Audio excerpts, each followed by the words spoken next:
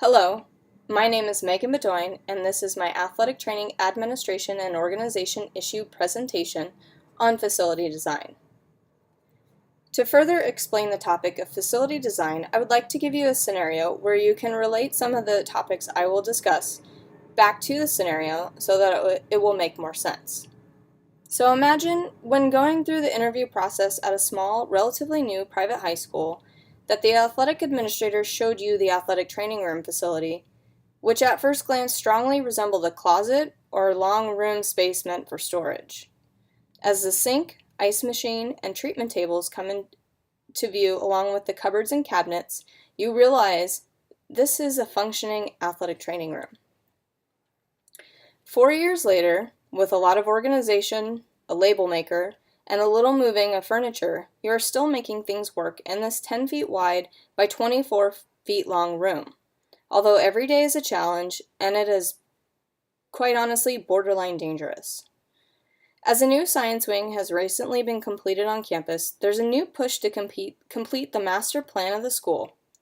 This includes a pool and tennis courts to accompany the baseball field, outdoor track and field, as well as the indoor gymnasium. Through the discovery process, you have mentioned the need for more space, as you will likely have a larger caseload of students you will be servicing every day, as more sports will be on campus.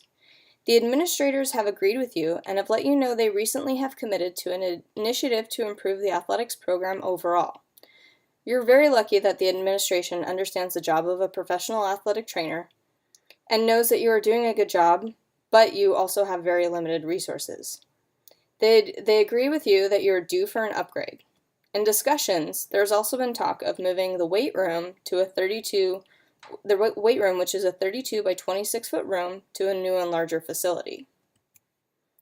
Conveniently, the weight room is directly attached to the athletic training room by a door and could be converted into a more adequate athletic training room and expanding the current athletic training room space. This facility also has an exterior door which could be convenient for outdoor activities.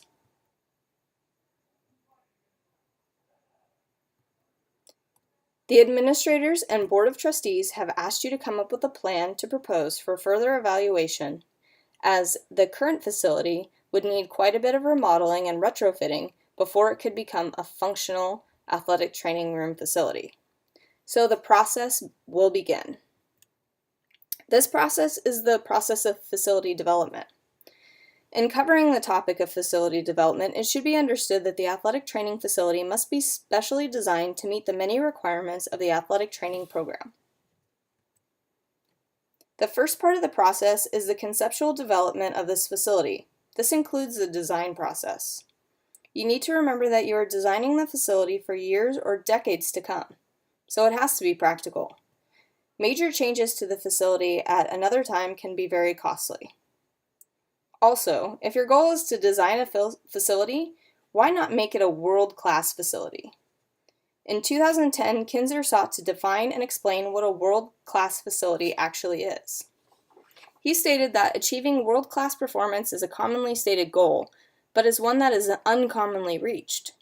Achieving world-class performance is very hard, requiring a clear vision, unwavering commitment, perseverance, and consistent performance at the upper limit of what has been demonstrated to be possible. Achieving world-class excellence in healthcare requires doing many things exceptionally well, including applying evidence-based facility design principles, utilizing state-of-the-art processes, and the latest advances in biomedical, informatics, and engineering sciences.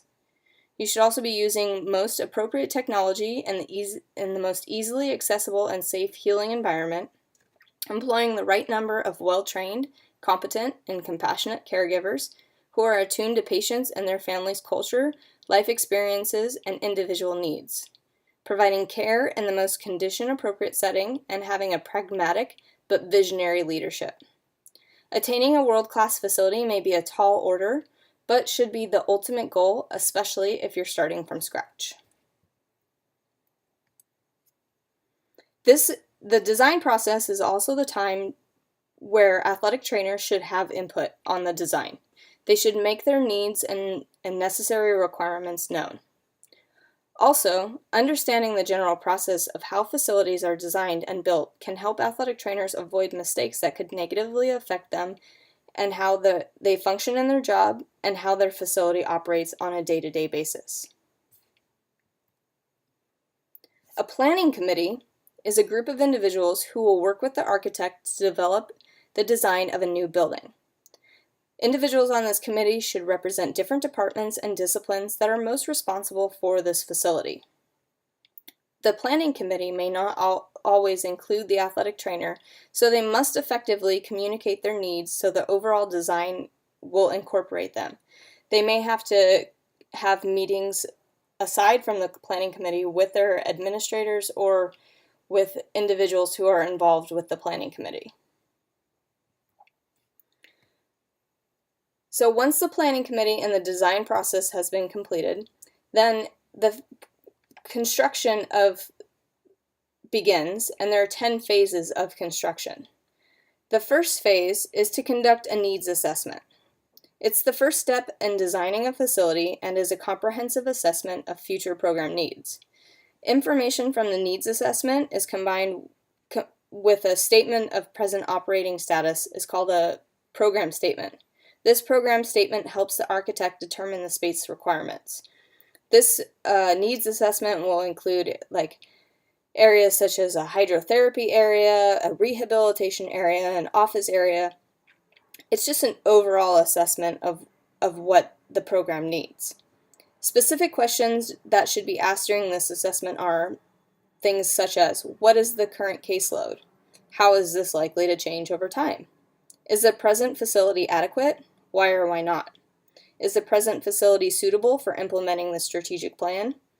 Which program problems are related to the facilities? And can the facility benefit from additional usage by other tenants or providers? Based on the pictures you've seen, I think in our scenario you could see that the present facility is not adequate, especially if there is a projected growth of day-to-day use in the facility. The second phase of construction is to seek approval for the project. Those in financial control of the institution must be convinced that the project is necessary. The athletic trainer must be willing to document the need for such facilities in detail. This can be done by using daily treatment logs and other recorded information of what the facility is used, how often, and what the schematics are of what the space requirements are for the given amount of people that is treated every day. This process of seeking approval can take months or even years, unfortunately. The third step is to select a construction model. There are 3 types of construction models that I'll go over. One is lump sum bidding, another is construction management, and the last one that I'll cover is design build model. The lump sum bidding is used for government units like public schools and colleges. Advantages of this is that it typically results in the lowest possible price, ensures fairness, and complies with state and federal statutes. Disadvantages of this model are that contractors might underbid, there's less control for the owner, and the contractor might try to cut corners, which would not help the construction process and might cause negative effects overall. Construction management is another approach that uses a general contractor as part of the design team. Advantages of this are that the construction manager is part of the design team, so there's more advice on materials, costs, and schedules. Unfortunately, the disadvantages are that you have to pay a fee to this construction manager, so the cost will increase, and there's typically no direct control over the subcontractors. The third model is design build, and this method uses only one firm who both designs and builds the sports medicine center. Advantages are that the communication is much easier, there's a ability to fast track problems, but the disadvantages are that there's fewer checks and balances and a greater potential for major problems at times. The fourth step is to select an architect. You can go about this by asking friends and colleagues, screen several architectural firms, or commission a design competition from architectural firms. Architects should be involved from the drawing stage until the keys are turned over to the owner. Architects for sports medicine facilities in particular should be selected based on their openness to suggestions and their previous experience in designing similar facilities so that they can understand your needs and how things should generally work. The next step is to develop schematics. Schematics are just drawings that reflect the relationships among principal functions of the sports medicine center. Schematics are actually really important. This is where things like traffic patterns and space requirements should be considered. For space needs, there's an equation that can be used to determine the necessary or minimum square footage. To determine this, you take the number of patients at the peak time during the day and divide that by 20 per table. You then multiply that by 100 square feet, and that should give you your total square footage necessary. Although this calculation is a useful starting point, you also need to consider the number of clients to be served, the type of clients, type of services that you'll be providing, amount and kinds of equipment needed, number and qualifications of your staff. So if you have athletic trainers as well as athletic training students, they probably could be in different areas with different supplies, and as well as the projected growth of the program. In regards to traffic patterns, they should be based on the relationship of the subfunctions of the sports medicine center to one another. So the relationship of the office to the hydrotherapy unit, or the office to the taping and bandaging unit, or the storage center to the taping and bandaging area. You can determine these relationships using a relationship chart. Workflow congestion is a major concern in a facility because it can result in immediate safety problems. So imagine if you're having a line of students waiting to get taped and bandaged right next to the hydrotherapy area, and a student could slip and fall, or an athletic trainer could slip and fall. A bubble diagram can be constructed to illustrate how all the parts of the sports medicine center should be laid out. It's just a visual representation, helps you better understand everything. So the sixth step in construction is to secure funding. Funding can be sourced through a commercial loan. With this type of funding, the applicant will likely have to get a life insurance policy and submit a business plan. The plan would explain what the business will do, a marketing analysis detailing competitive advantages of the business, an analysis of the competition to this business, a pricing structure and marketing plan, the credentials of the owners and operators, as well as historical and projected financial statements. So a lot of things can go into applying for a commercial loan, and is probably only used in the development of a private sports medicine clinic. A capital campaign is another way to secure funding. This is an institutional response to several needs that the institution intends to remedy over 3 to 5 years. This is what the school that was used in the scenario did for their previous science center. They had a capital campaign and raised the money for that. And now they're pushing towards developing a capital campaign towards finishing the school master plan and initiative in athletics as well. Tax-exempt bonds can also be sold at times to secure funds, and they are useful because they lower the overhead costs. And finally, endowments can be borrowed against, but this is generally only done if an institution's endowment is quite large. Greenberg and Hughes Jr. noted a few years ago that there was a trend towards primarily public financing of sports facilities, mainly professional sporting facilities, that shifted, and the shift was a result of the recessionary economy. I don't know if this has changed much with the improvement of the economy over the last couple of years, but I believe many investors might still be wary, and so there is still a trend towards public financing. The last few steps here starts with bidding the construction. This is pretty self-explanatory, but when this occurs when construction documents, such as the drawings of the facility by the architect, are submitted to contractors. This includes an invitation to bid, a bid form, as well as special instructions about space needs, or anything such as like all recycled materials must be used when at all possible, things such as that.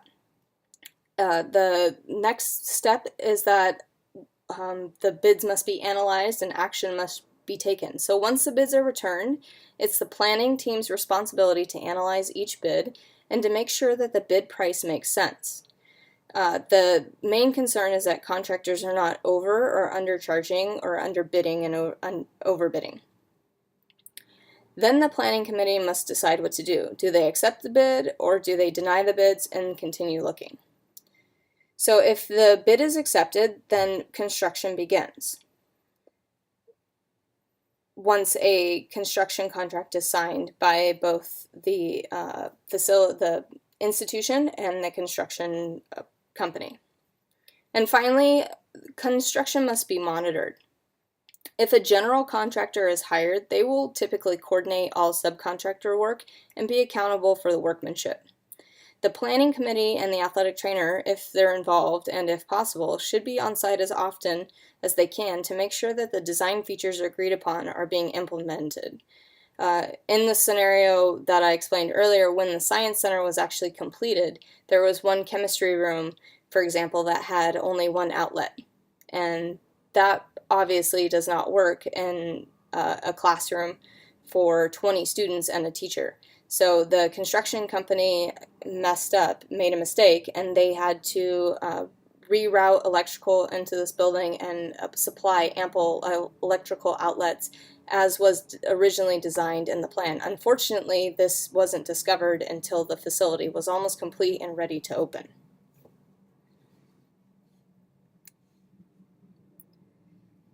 So there are several elements that need to go into the design. So we've discussed the whole process. Well, what are the things at the beginning during the designing process that you really need to consider? Well, for an athletic training or a sports medicine facility, the location is very important. It should be close to a men's and women's locker room if possible, and should be close to outside as well as inside entrances to the facility. The reason for this is that an injured athlete should not have to walk or be carried through too many doors. Doors may also be extra wide so that they can accommodate two people helping a non-ambulating athlete, or allow for a stretcher, spine board, or gurney to be pushed through the space. If on a college or a campus, as in like a university or general medical facility, if this is a private company, being close to other health services has several advantages. You could cooperate and share operations, which saves time and money. Another advantage of this is that medical records for the individuals, if it's a student population, could be kept in one location. There's also ease of referral, so if one of your student athletes comes in and they're not feeling well, you can refer them to a physician or nurse for evaluation. And there's also a cost savings by not duplicating facilities, supplies, and services. The ergonomics also need to be considered, and ergonomics is the scientific study of human work.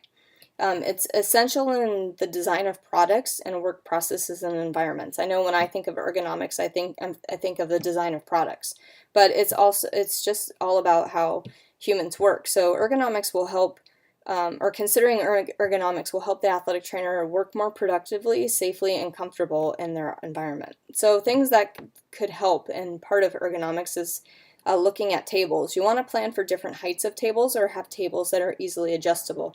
People come in all shapes and sizes, and I know I tend to like to tape on a higher taping table as opposed to a lower taping table because it's more comfortable for me. Shelves and cupboards should also be ample so that supplies and equipment are easy to reach and are not on the floor. If they are in cupboards, there should also be step stools available. And speaking of stools, there should also be adjustable stools at every treatment station for the athletic trainer to sit on and be mobile on if necessary. Carts and dollies are also very convenient. They can move supplies from one place to another with minimum effort. And another thing to consider is that the flooring should have a low slipping or tripping hazard potential. It's amazing how many different kinds of flooring are out there, and you definitely don't want to have the wrong kind of flooring in your facility. Electrical systems also need to be looked at. They should all be GFI outlets because there's typically water present in athletic training facilities. and there's a suggested location that they be every 4 feet throughout the facility.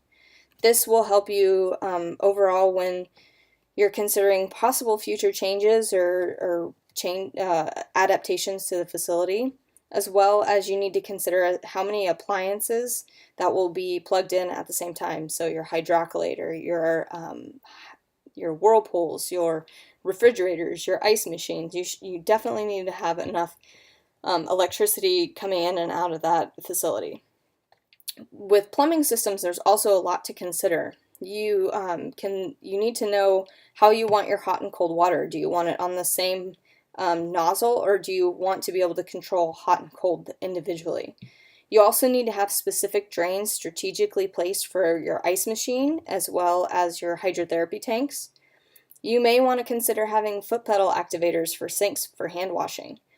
Water lines, you may need to have specific and individual water lines for sinks, drinking water, as well as for hydrotherapy tubs. So depending on your design, you could have all these different things spaced out throughout your entire facility. The ventilation systems also need to be considered because you have typically some hot and sweaty athletes come into your room, and if your temperature is not easily controlled, that could be an issue, especially as temperatures vary throughout the day. It would be great if you could have your own thermostat, but I know a lot of athletic training facilities are controlled through a central HVAC system within their facility. So you may need to speak with your facility manager, your facility engineer, to discuss how to better control your temperature and humidity in your facility. There's also a big issue with humidity because, as you know, or as many athletic trainers know, that excessive humidity causes hygiene problems like virus, fungi, and bacterial growth, but it also can ruin tape quite quickly and the adhesive quality of the tape. So you want to avoid that. Lighting is often overlooked, but it's also very important. So you don't want to have lighting only in one area of the facility and not others, as in the treatment area. So there are several specialized functional areas that need to be considered, and some of them have specific space needs for each area. So the office area is really important, and it's often overlooked because it's not realized initially that it can serve several purposes. This is where records are kept typically because it can be under lock and key. This is where the budget information is, where correspondence happens, where insurance information is kept, as well as product information for the various products around the athletic training room facility, as well as where educational materials could be stored. It's also the administrative work area for the athletic trainer and where they get a lot of their paperwork and administrative work done. This area, if adequately set up with supplies and a treatment table, could also be used for private examinations. Most facilities that I can think of, there isn't quite room in this area for private exams, but it could be an area for private counseling or private consultation.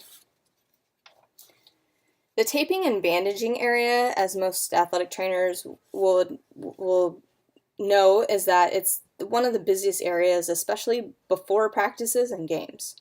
This area must include adequate number of taping stations and as well as adequate counter space that is easily cleaned for all the different products that are used in a facility.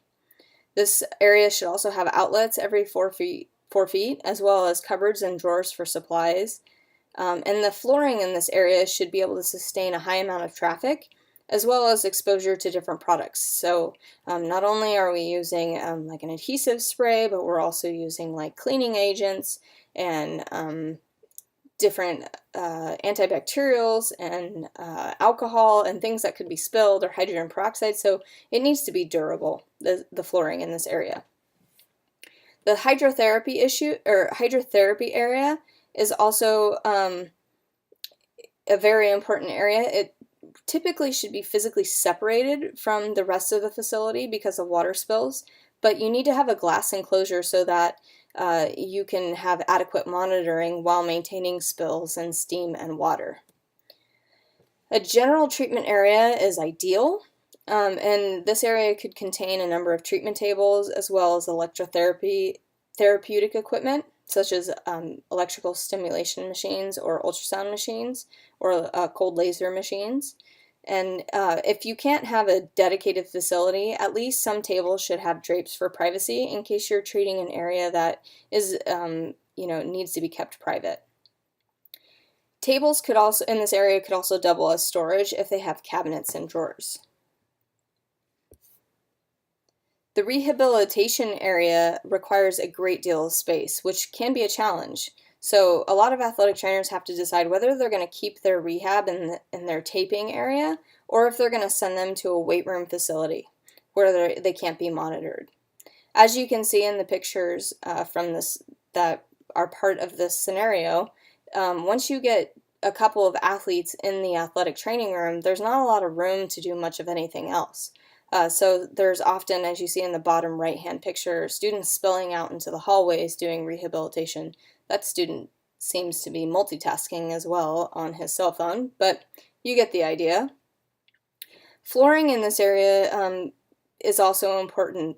The areas like the office and rehab area could have carpet, but there needs to be specialized floors for the hydrotherapy area, as previously noted, and the general purpose area that's exposed to water supplies, different things, so it needs to be durable and have a low slippage coefficient. Storage is a commonly overlooked area that definitely needs to be considered, as in the upper right-hand corner picture. Empty space is often seen as a waste of money, but it's actually very important because as athletic trainers, we typically order once or twice a year and have a lot of supplies that we need to keep on hand. We also need to be able to see these supplies on a regular basis so that we can tell when our supply is dwindling and when it's doing well. This area needs to be cool and dry at all times, so not typically near the hydrotherapy areas. It should also have plenty of shelves and cupboards, and the shelving should go as high towards the ceiling as possible. But then again, you need to have adequate and safe ladders or step stools for those storage areas. A new thing that facilities are putting into place is a restroom and changing area. This can be for convenience as well as for privacy. So a private examination room, as I talked about earlier, should have, if you have an isolated or specific private examination area, it should include an examination table, a mobile lamp, a sink for hand washing, and a counter and cupboards for commonly needed supplies or supplies that are frequently used by the team physician. When I worked for a professional sports team, this was one of my responsibilities, was stocking a cart as well as setting up on game days the top of the cart with all of the supplies that were used by whatever physician was covering the event. And as I was familiar with the supplies and what was stocked and where it made it really valuable for me to be able to assist the physician during certain needs or evaluations of injuries. Accessibility is pretty self-explanatory, and all architects and contractors should be aware of ADA compliances, and all new and existing facilities must be ADA compliant. So that needs to be considered when any changes or renovations are made. So why is this administration factor not really used in more athletic training programs? This is not really a common occurrence in athletic training settings because many facilities are already in existence. It's very hard to get funding and approval for major structural changes or for construction of a new building. Also, some facilities just don't have the space for growth. There's no room for expansion outside of a gym because it's right next to a school, or the school has met its square footage allowance for their property that they're on. To improve this process to make it more straightforward would possibly be that future laws would need to state minimum requirements for these facilities. I don't know if this is something that could happen anytime soon, especially when there's such a struggle to get even licensure in the state of California. Another idea would be just a recommendation or a guidebook or manual for athletic trainers to use. Tools in this guidebook or manual could be those such as inter-rater reliability of recreational facility audit tools. It's just an auditing tool that helps you determine what things are important on your facility, what things do you have that are of importance, what things are not, and just gives you a better general idea in your assessment. So have I used this administration factor as an athletic trainer? Unfortunately, no. The scenario is not a current reality. I have used quite a bit of organization techniques and moving things around, and a year ago I moved everything out of my athletic training room, everything that could move, and kind of started from scratch. And once I put everything back in, it was a little better, but not much, just because I don't have a lot of space, and space doesn't it isn't adequate for anything. I can't put a long treatment table sticking out from the wall anywhere. There's not enough room to get around it. It's just, it doesn't work. So I've done the best I can with the current facility that I have.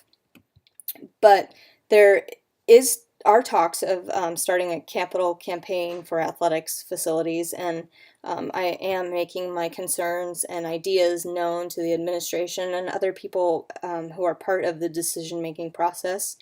So hopefully my scenario will come to fruition in the future, or of changing the weight room into an athletic training room facility, or maybe even a whole new facility could be built if say we ever developed a second gymnasium on campus.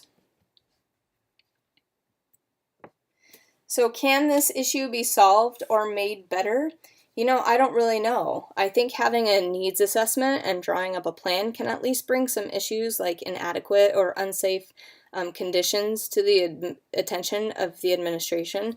A lot of times, like in my situation, there's not a lot that they can do. There's no space currently for me to move into, or other places for me to store my items, such as coolers, so I am constantly climbing on step stools and on tables and on counters to grab things, which is quite dangerous, especially at the end of the night when you're tired and just trying to get stuff put away. You never know what can happen.